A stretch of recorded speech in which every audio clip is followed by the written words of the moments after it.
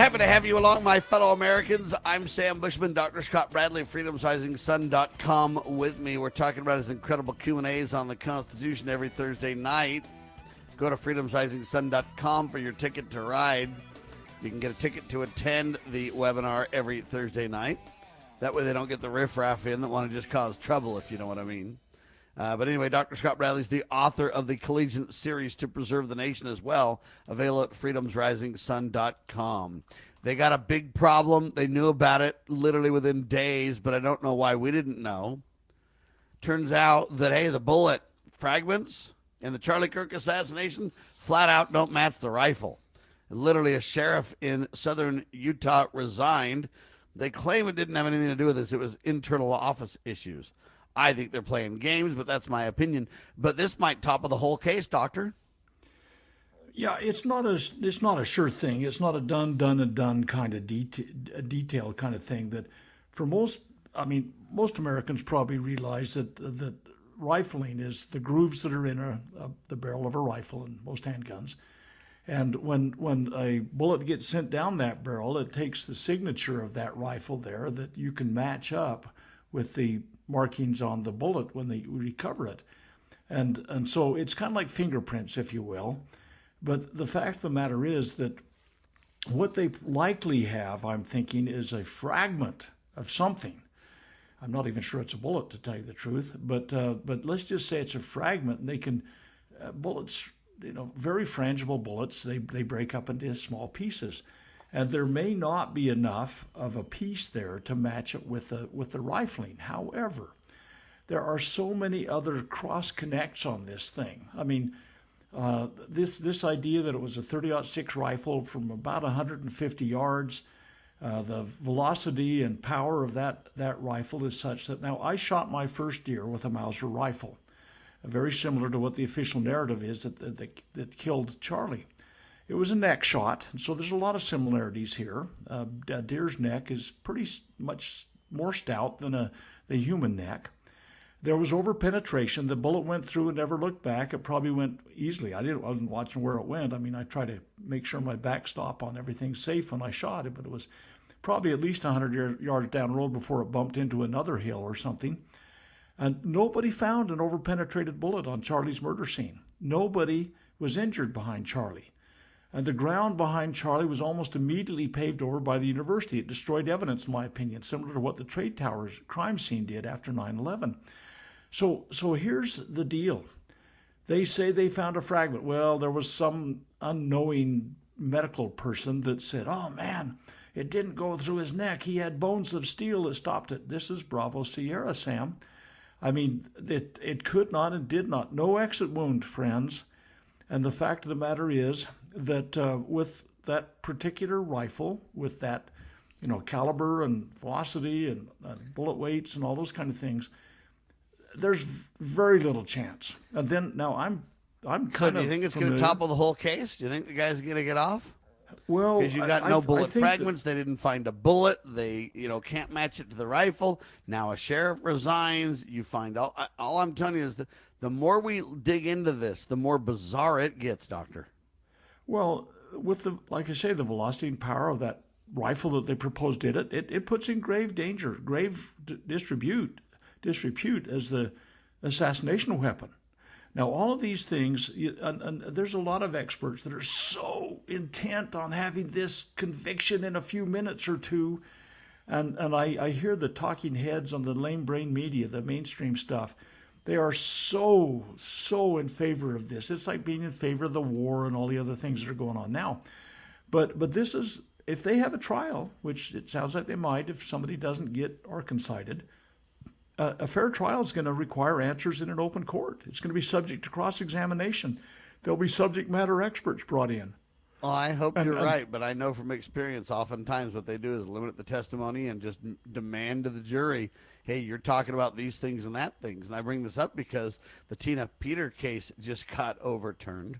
And the interesting thing about that is, hey, Sheriff Richard Mack attended that, and he basically said she was trying to explain how she tried to preserve evidence regarding to elections, and they said, nope, you're tampering with the voting machines, and we're not going to talk about it. You can't bring any witnesses forward. You can't speak on your behalf. We're not talking about what you think we're talking about. We're talking about something entirely different, and they railroaded that whole case all the way through, Doctor.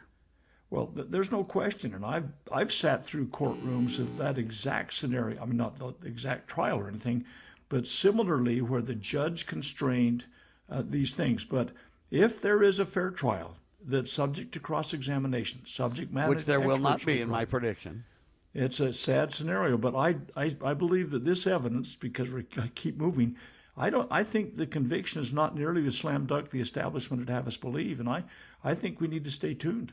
I mean, there's so Amen to many that. We will keep in an eye this. on the ball for this, ladies and gentlemen. It's very strange. And, people thought Candace Owens was out in the weeds.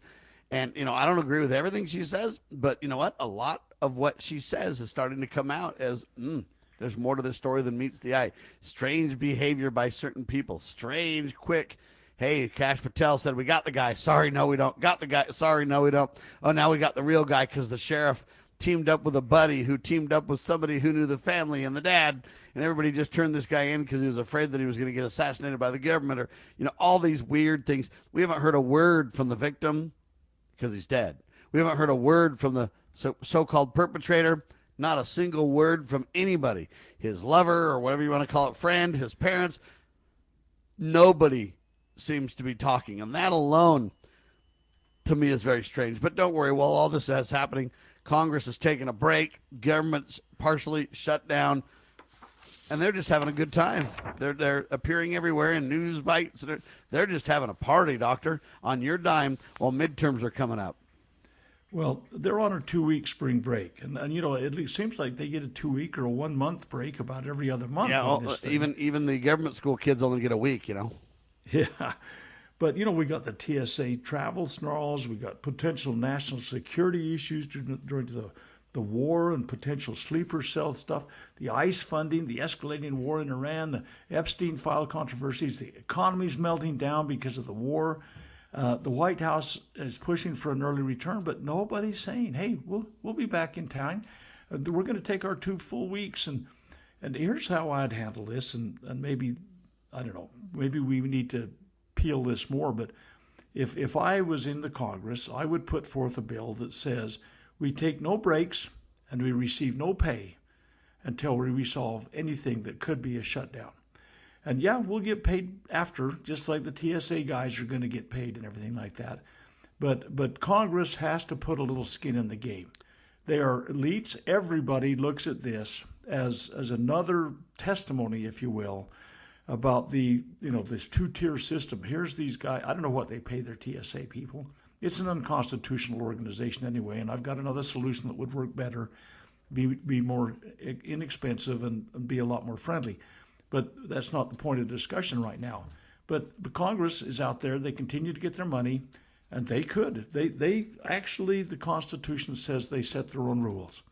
And I would demand, of course, I don't think you're going to get a lot of takers in the Congress because of their, holier-than-thou attitude. We take no breaks, we take no pay until we resolve these things. We will not abrogate our job responsibility to put together a budget that works. And so I'm just absolutely disgusted with these guys going off on their Easter break or their Passover break or whatever denomination they. Yeah, the average TSA employee gets $50,000 to $55,000 a year. Starting pay about $34,000 to $38,000, and then typical average $46,000 to $55,000. Experience, higher cost locations, folks get $60,000 to $75,000. But anyway, the bottom line is they get basically $50,000 to $53,000 on the average. That's $24 to $26 an hour. Congress is making 4 to 5 times that amount That's to sit right. in their pontificating chairs, leaned over their desks, telling us all how to run our lives. And these guys are having trouble making. Well, Congress will say, "I've got a rent to pay in Virginia, and I've got to pay my Other rent than that, back it's in not Salt so Lake bad. City." Yeah, but Now, you it's know what? interesting. Kash Patel, I guess, shut down people asking questions about the Charlie Kirk assassination too. They're not allowing anybody to really dig in and kind of get answers on that anymore either. They're just going to prosecute what they've got, and they feel like they have all the answers. See, Congress should be, in my opinion, coming unglued over that, saying, wait a minute, we've got to create investigations on this. President Trump should be, but don't worry, we're too busy worrying about birthright citizenship. Now it's being argued before the Supreme Court. It's a big deal. But my response is the bench has gone rogue, doctor. Look, birthright issues relates to judges making law. The law is so vague right now, they claim. But if the judges come out one way or the other, they're in effect making law. What we need to do, realize at the heart of the birthright citizenship fight is a constitutional line in the sand. The courts are supposed to interpret clear law, not make new law. This needs to be bounced back to Congress for clarity. Okay? The courts should not become the legislative body. We need to realize that if the law is vague, it should bounce back to Congress and say we need clarity here. No one can interpret this thing. Congress, get to work. Introducing PrepStartsNow.com, your ultimate guide to readiness and peace of mind. We offer practical preparedness tools, training, and education to take your family's household readiness to the next level. Browse the prep shop for essential products, check out our planning guides, and stay informed with our prep blog. Visit PrepStartsNow.com and subscribe to our emails for exclusive offers, new products, and future events. Remember, preparedness begins with PrepStartsNow.com. Former Sheriff Richard Mack recounts in his book The Proper Role of Law Enforcement how he came to realize while working as a beat cop how wrong the all-too-common orientation of police officers is when they think of their job as being to write tickets and arrest people. Richard Mack tells of his personal transformation from by-the-number cop to Constitution-conscious defender of citizen safety and freedoms. Learn what it really means to serve and protect. Purchase your copy at cspoa.org. That's cspoa.org.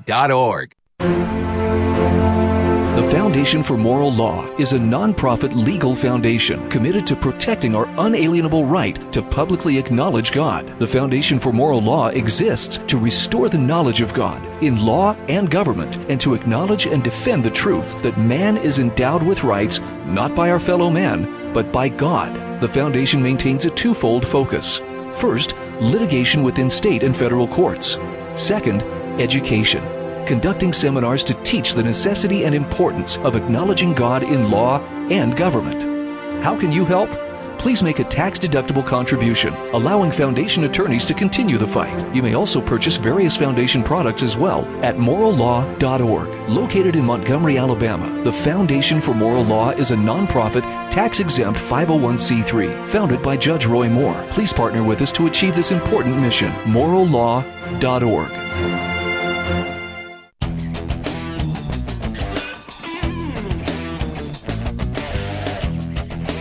Okay, so what the heck is birthright citizenship? It's a made-up term.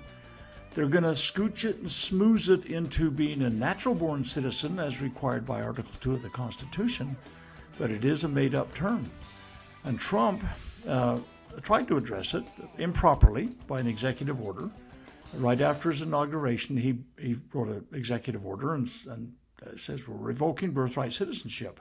Well, it's now being challenged in the Supreme Court. Trump attended for about an hour of the court oral arguments when it was heard this week. First time a president's ever done that. He stayed only an hour, got bored, I guess, and left. But it's based on the 14th Amendment, Article 1 of the 14th Amendment, which was absolutely misinterpreted in the Plyler v. Doe case of 1982, where they said that anybody that is birthed on this soil is a citizen.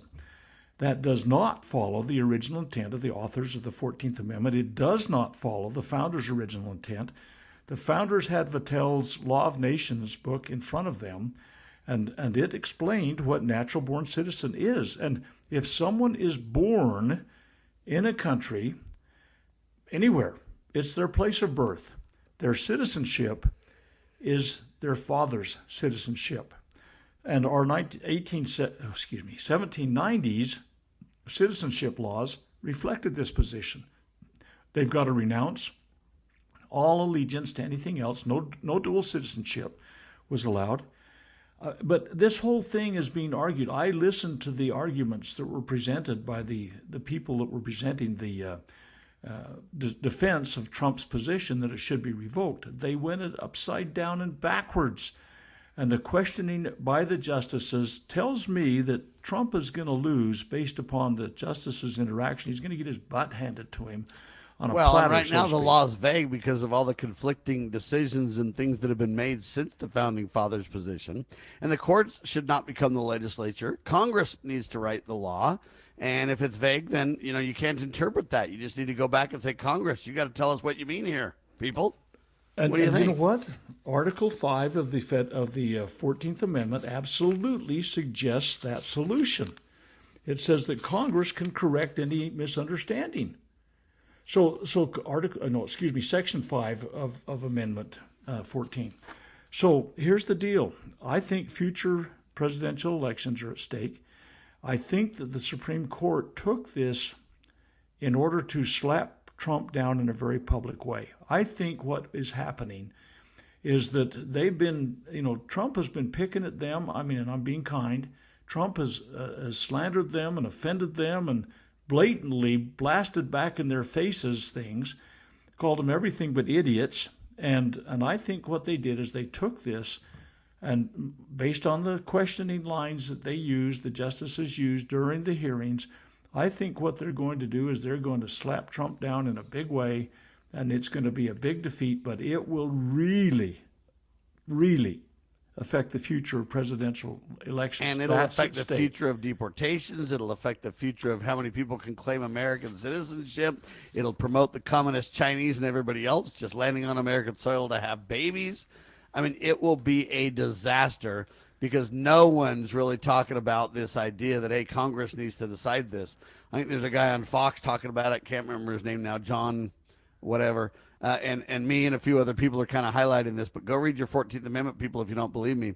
The problem is that the courts have become the decision makers and the lawmakers and everything else, and we ought not allow that to occur. But that is what's going to happen. Now, President Trump put forth an executive order. I guess what? Eliminating mail-in ballots? Is that what the deal is? Well, he has done that, and there's probably a bazillion of your listeners that are saying, hey, we need to get rid of those things. And, well, it's... He has no authority, though. Well, it absolutely, and in fact, the states were to have that authority. And in By fact, the way, I'm against mail-in ballots. I'm just not for Trump doing it this way. It's kind of like half the executive orders Trump does, or more than half. I disagree with. He doesn't have authority to do those things. He does not have authority to do it, and here's the deal. If anything is to be made, now, there's been a half a dozen amendments in the 1965 Voter Act that all violate the original intent that the control of the voting was to be done in the states. But if there's something that would have to be done, then let's look at Article 1, Section 4. It says Congress may at any time make law or alter such regulations, okay? Congress. Now, can you read executive? Can you read president? Can you read administration in that? No. It's a specific word. Congress, if something is to be done, has to do this. I watched Trump sign this executive order, and he said, oh, no, people can't possibly. You can't realistically fault this executive order. It's wrong on so many issues. And if anybody reads the plain English words of the Constitution, it's going to be overturned. And I have to always ask, do constitutions matter? And Trump doesn't think so. And the answer is yes, they matter. But the problem is we're basically ruling by fiat in many ways. We're not abiding by the separations of powers. Congress is out to recess. Trump, therefore, believes he has to do everything. But look, if Trump can just fund the TSA with an executive order, for example, what do we even need Congress for? Now, I joke in that. Of course we need Congress, but we need the separation of powers that Congress is supposed to provide as well. Now, President Trump also had an executive order. In it, we need to see how that squares with RFK Jr.'s position. I don't think they square very well, Doctor. Well, boy, I wish we had an hour and a half on this one because it's really, really, you could get down in the weeds very quickly. But basically, Trump protected by executive order Roundup. RFK, on the other hand, has spent much of his lifetime prosecuting stuff that includes stuff like Roundup. He won it was about $250 million for one guy. Of course, the guy's dead now.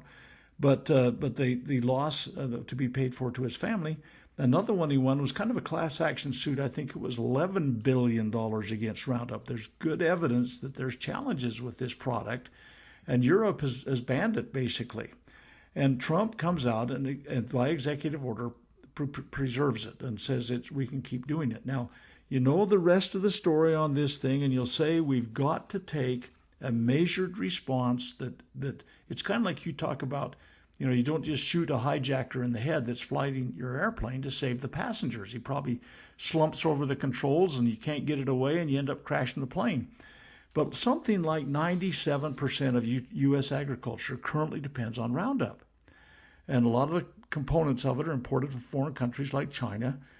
To cut it off instantly, like shooting the hijacker, would have disastrous outcomes. You got to wean away.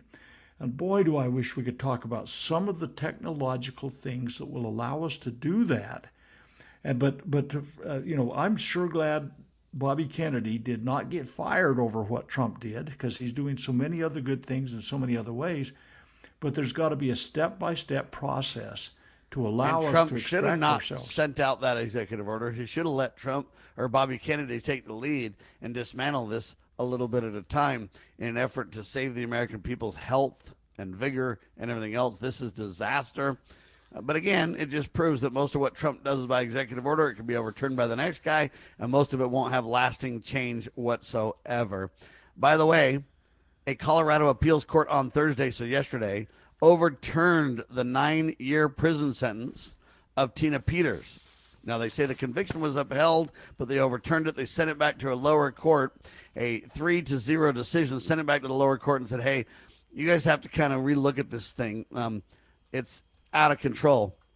Well, Peters still remains in jail after 549 days already. And Governor Jared Polis they say, is thinking about a computation of Tina Peters' sentence. They say the president can't do it, so that's the problem with that one. Also, it's important to know that, hey, I guess Idaho's Governor Brad Little signed House Bill 752 into law, which prohibits, perverts from going to the wrong sex bathrooms, Doctor. Governor Little's done something right. Yeah, it's rare, but hey. We ought to mark this down on our calendar, because that's something. Yeah, they say if you do it the first time, you can get a year in county jail. And if you repeat offenses, 5 years classified as felonies, you can go to state prison. The bill was introduced in late February. It passed the House and the Senate and got signed by Governor Brad Little. The bill will take effect on July 1st. My guess is that the House, I know a lot of the people in the legislature. I've spoken to the legislature up in Idaho about some important things, I think. And I think it probably got such an overwhelming level of support that Little couldn't be stopped, sitting there with his face hanging out saying, oh, I'm not going to sign this. So I think he did. And it's wonderful he did. But we're not a fan of Brad Little, and maybe he did it for whatever reasons, who knows. But the fact is, this is what happens when enough American people demand from their legislative bodies, hey, we want action here. We don't want perverts going into little girls' bathrooms and weirdos going into locker rooms and do all this stuff. It's going to stop. Now, there are some exceptions, for example, janitorial work, and if there's a medical emergency and things like that. I think they ought to have exceptions a little bit for if, dad needs to take his little girl into the bathroom to go to the restroom, and the little girl's in the men's room, that's, fine.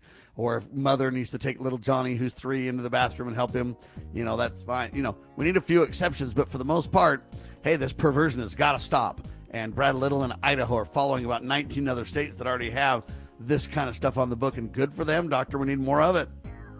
We do. Let's encourage it.